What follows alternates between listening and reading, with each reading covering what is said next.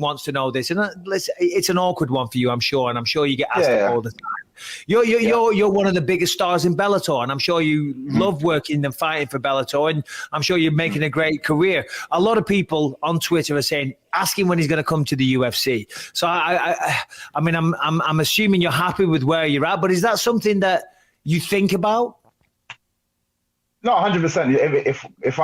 If I'm being honest, when I first started, the only reason I started was to go into the UFC. That was the biggest thing, and it obviously still is one of the biggest show. Obviously, there's not loads of other shows popping up, but in general, anybody that, especially when I started, anybody that was getting in there, their whole goal was to get to UFC, and the majority of people now are still the same. Yes, I enjoy Bellator, and that's enjoying where I'm at. I'm enjoying my success and how I've done so far. But I definitely feel like I need to touch the UFC at some point, and just test myself there as well. There's some great matches to be made over there. So I definitely think in future. I don't know when though. I can't say when. I'm contracted to be in that Bellator. Like I said, I've got some goals that I really want to achieve there as well. And I feel like I'm close to doing that. But until then, but I definitely still see myself going there. Is the rematch with Douglas Lima something that you really want to achieve before leaving Bellator? 100%. And this is what I've been, every fight that I've had since Lima, I'd come back out and be like, yeah, whenever you're ready, man, I'm ready. I want to run that back. I want to get that back. And that's your, sorry.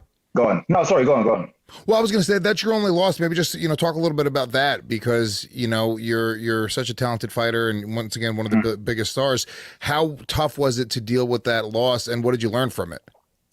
Well, it's funny because, as Michael Bisping just said, in the freestyle world, you can eat a lot of humble pie, and that included me. I didn't start great. I didn't start talented. It was years of getting my ass kicked. In fact, one of Alfie Lewis's students, good friend of mine now, Robbie Hughes. He's actually a dentist now. He was a kind of an ironic job for somebody that knocks. Yeah, I know.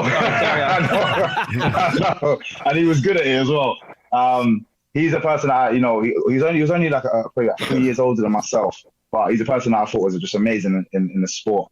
So just an unbelievable martial artist, and somebody that used to whoop my ass every time. He's a bit shorter, so it was all about weight divisions and height when you're younger. And I was always tall for my age, so I'd always have to fight people that are slightly older than me as well.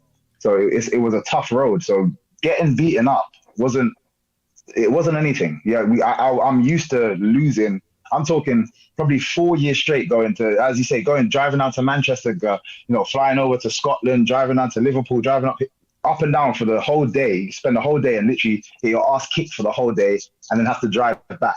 When everyone in your team, we were doing well at the time, so everyone in your team has medals and they're talking about how they this fight and how they beat that person and so on and so forth. And I'm sitting there I have no stories apart from being punched and kicked in the face. So losing to me is not uncommon. I know it's uncommon in the MMA world, but I don't care about losing. I genuinely find this thing a game.